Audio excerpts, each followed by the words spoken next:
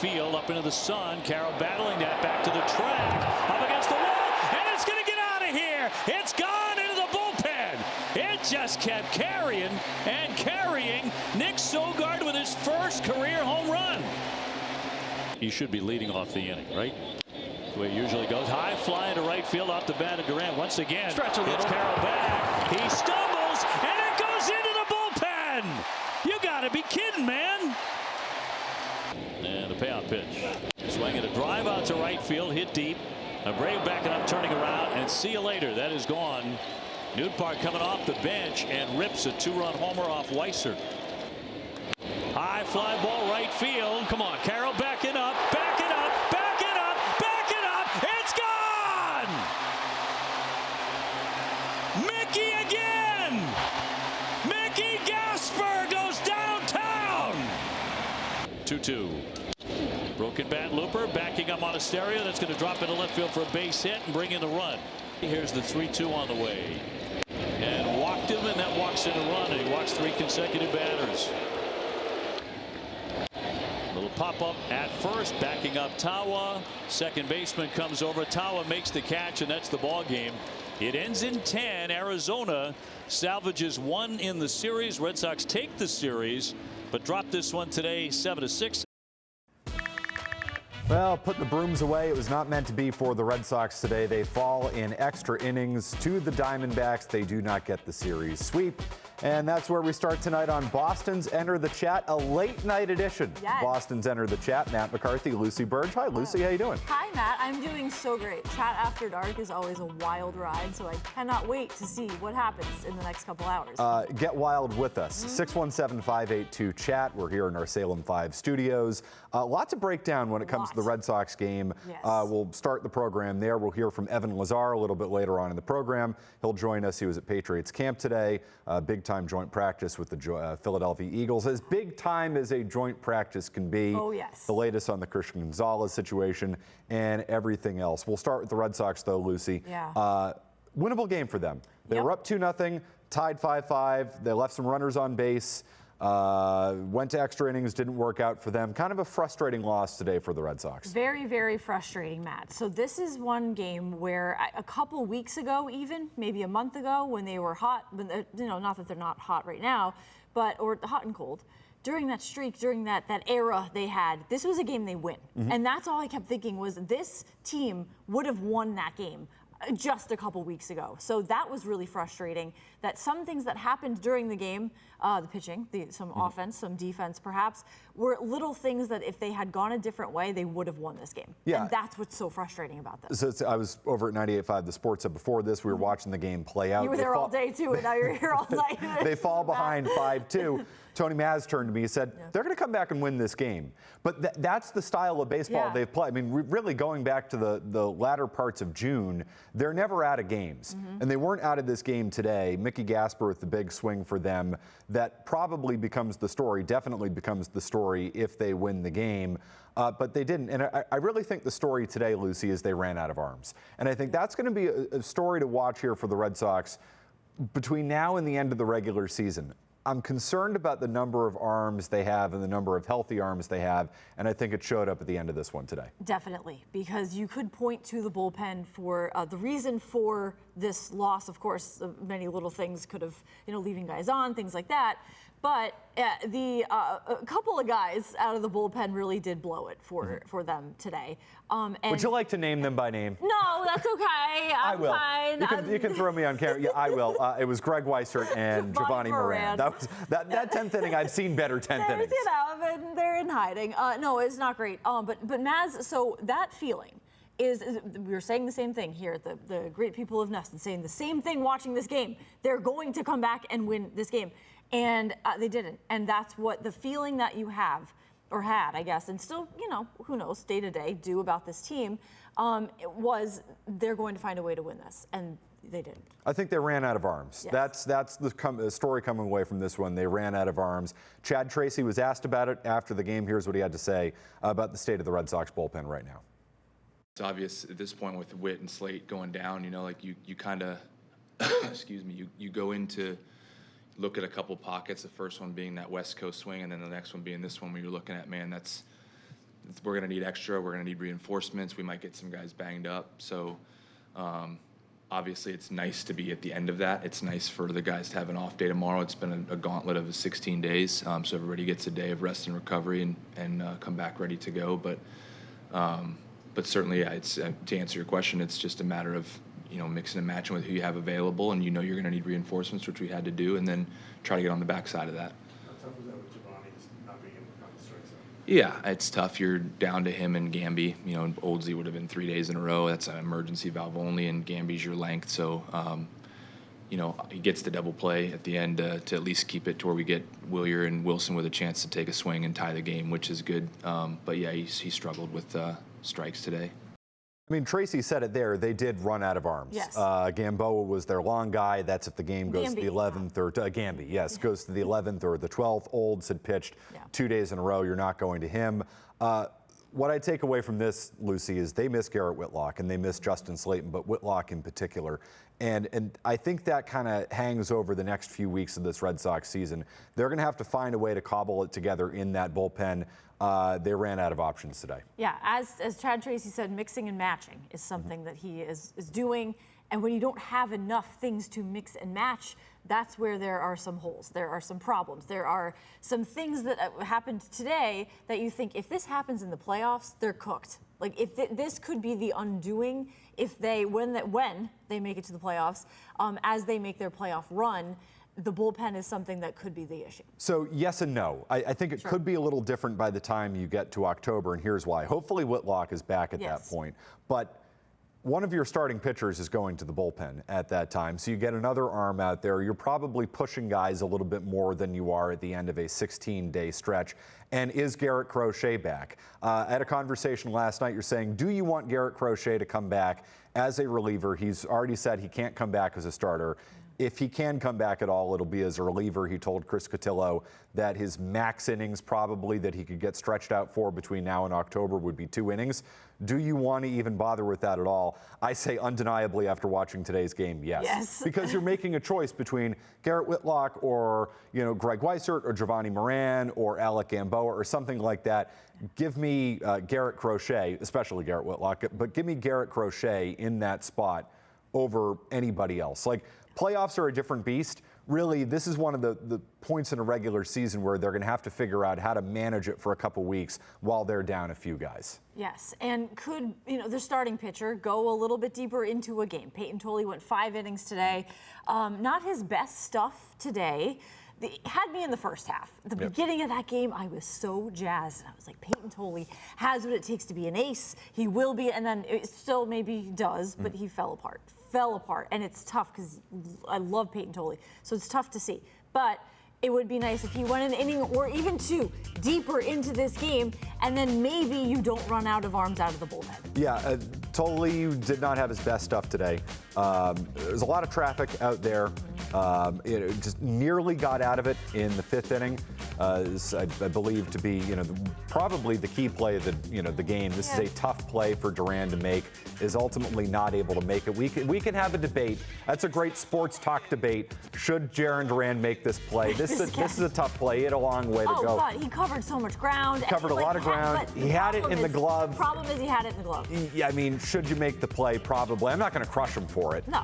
And Tolley chose not to crush him for it after the game. He certainly never would. I don't think he would. I mean, this is a double in most situations. Duran nearly gets to it. Should he make the play because it's in his glove? I think anytime a major leaguer has the ball in the glove, he should make the play. But I'm not going to sit here and rip the guy for it. I'm not going to spend 2 hours on it because Tolley still had a chance to get out of the inning, and he didn't. Ultimately, with this 2 RBI double, that was the difference in the outing. This game looks completely different if that 5th inning goes differently for the Red Sox. If Duran makes a play, Tolley's up 2 strikes there before the double. If he can get one more swing and miss, he leaves the game 2-1. Maybe you get a little bit more aggressive with your bullpen. You're up in the game. You're not down in the game. A key swing moment in the game. I think this game was ultimately won and lost in this 5th inning here for the Red Sox. Yes, I agree with you. I can make the argument that the play was made. It's just a matter of keeping it in the glove. And that's really it. Because he did, like that, if that had stayed in his glove, in Jarren Duran's glove, that would be a catch that we would be watching for like it would have been, and it was. He caught the ball. That's the thing. The play was made. It's just keeping it in the glove. So that was just one thing that, of course, every little thing adds up in a game. That's just one thing, but also leaving guys on base, especially in scoring position, is something that they have been doing to a point where games could have been won or lost by that. And that's something they did today. And that's another frustrating thing when you see what the score was, when you see what they could have done with that inning in particular, but leaving guys on is also something. I want to get to runners in scoring position in a second and how the Red Sox can improve their lineup moving forward. But I do want to hear from Peyton Tolley and what he had to say after the game. I want to start off by saying how much the Jimmy Fund was awesome for my first one. That was incredible. So thank you to everybody for raising that much money. That was amazing. Came out pretty strong. What do you think kind of happened in the middle? I think you probably just look at it long at bats. Had a couple, like the 2 walks are really bad walks. But yeah, just kind of finding myself long at bats, sometimes working behind guys, but yeah, and then mis-execute a couple pitches, then find yourself where we were at in the 5th. Waldschmidt's double there in the 5th. Mm-hmm. To left. Yeah. What's the thoughts like as it goes from line drive in the air, Duran legs out, he has it, then he doesn't have it? Like, does that all play out in your mind, or is it just kind of? I mean, for JD to have it as close as it was incredible in the first place. Was not expecting that ball to even be remotely close, but the thing with our outfield, whenever the ball goes up, there's a chance. So I was like, oh, he caught it, and then it kind of squirted out, but it was an incredible effort. But gotta just be able to oh, did not get it, okay, move on and execute the next pitch. But yeah, it was an incredible effort.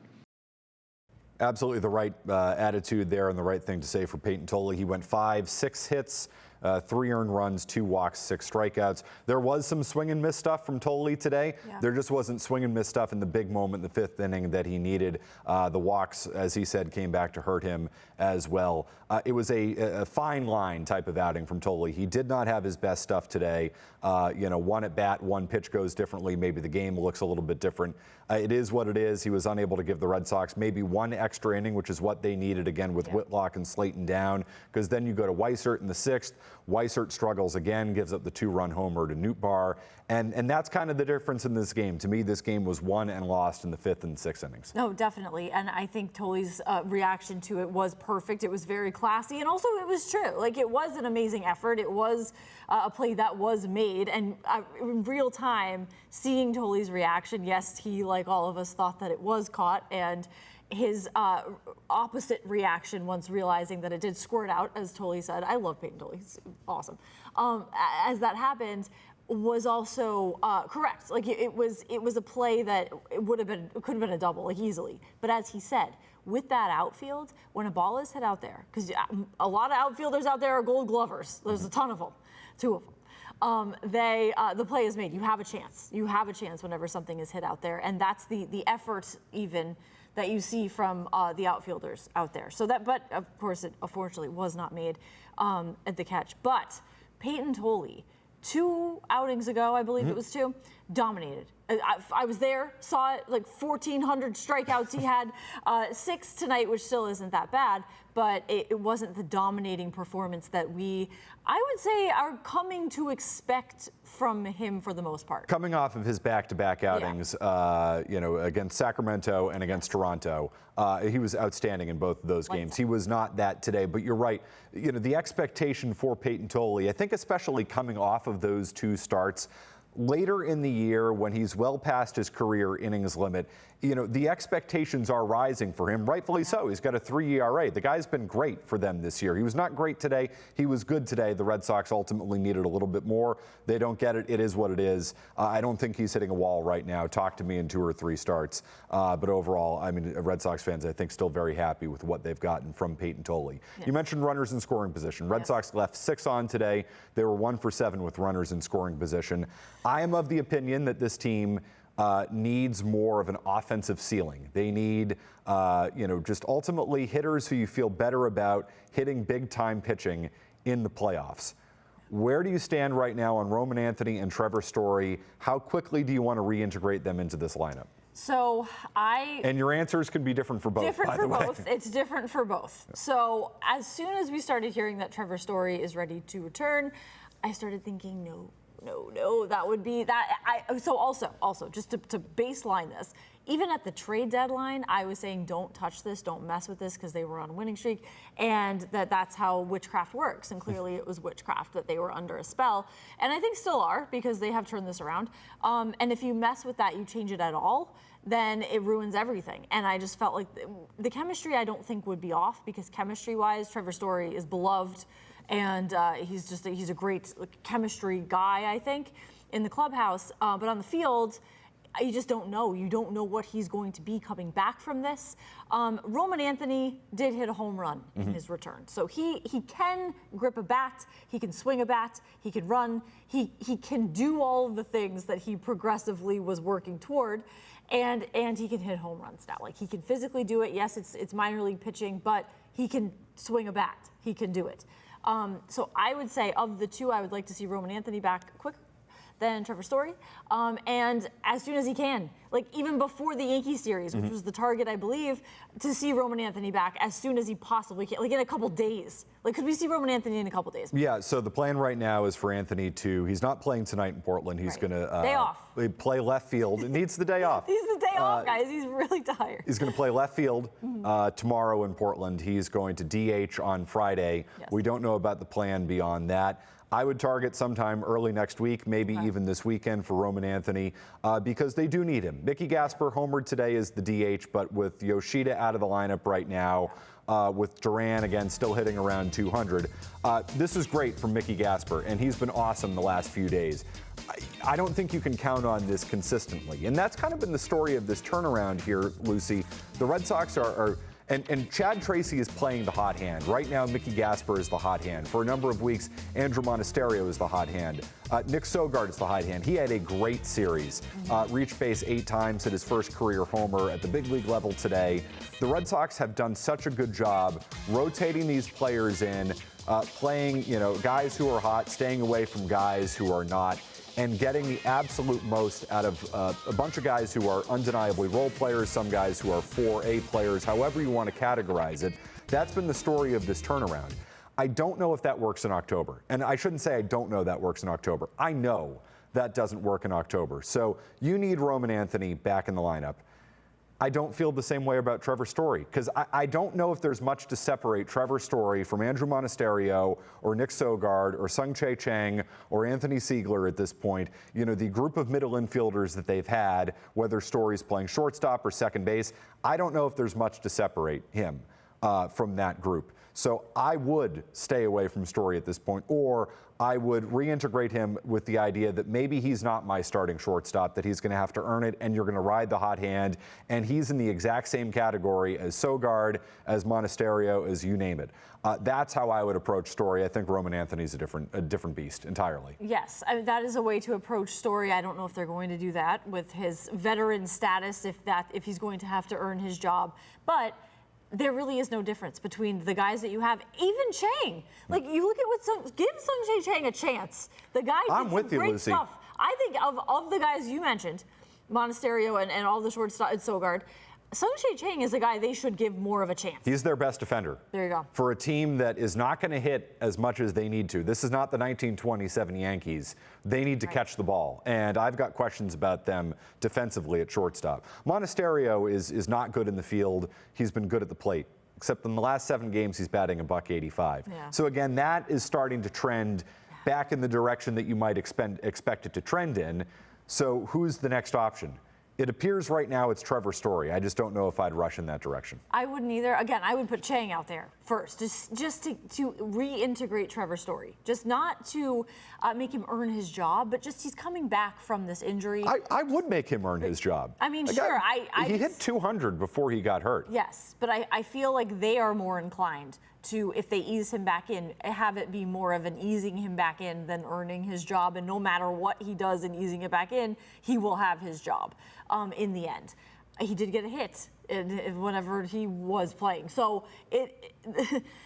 I would put Sung-Jae Chang out there before I put Trevor Story out there right now, but we'll see. We'll see what Trevor Story looks like when he starts to return. The reinforcements are on the way tonight in Syracuse. Trevor Story currently 2 for 4. He's playing shortstop for the Woo Sox. Right. Isaiah Kiner-Falefa is also in the lineup. He's 1 for 3. This is his first game rehabbing. So, I mean, the middle infield reinforcements are coming. Anthony is in Portland, hit one of the longest home runs I have seen at Hadlock Field. I spent a lot of time up there. Oh my God, that was not a bomb, that was a nuke from Roman Anthony last night. He looks perfectly fine to me. Yeah, get him back up here. But you know, they're going to have to. The point being, Lucy, we're sitting here. It's August 19th. I do not know who the Red Sox starting second baseman, starting shortstop, starting left fielder, and starting designated hitter will be for Game 1 of the playoffs. And they're going to have to get that answered between now and then. And frankly, in the middle infield, it may just be. That guy's hot. He's playing second base tonight. As it should be. You ride the guy who's hot right now, so to speak, because this team is streaky in many ways, just as a team with that winning streak. But then you see Mickey Gasper, when he hits home runs, he hits them 3 games in a row. Like it's you turn it on and everybody's hot, or some guy's hot, and then you turn it off.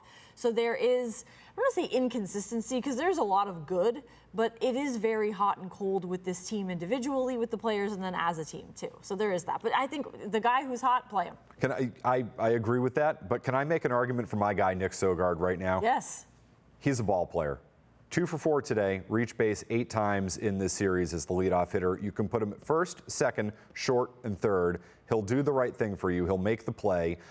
He can move the runner over. He's a switch hitter. He puts his bat on the ball. Almost no pop. First career home run today. That's my guy. I don't care whether it's second base or shortstop. I want Nick Sogard out there, Game 1 of the playoffs. I like it. There's some juice to him right now, too, because now he's got his first career home run. I like that a lot for the first game of the playoffs, Matt. We will hear from you at 617-582-CHAT as we continue along on Boston's Entered the Chat. Voicemails from you, the people, the fans, after a Red Sox 7-6 loss today to the Diamondbacks. We'll get to that next. Lucy's here, Matt McCarthy. It's Boston's Entered the Chat.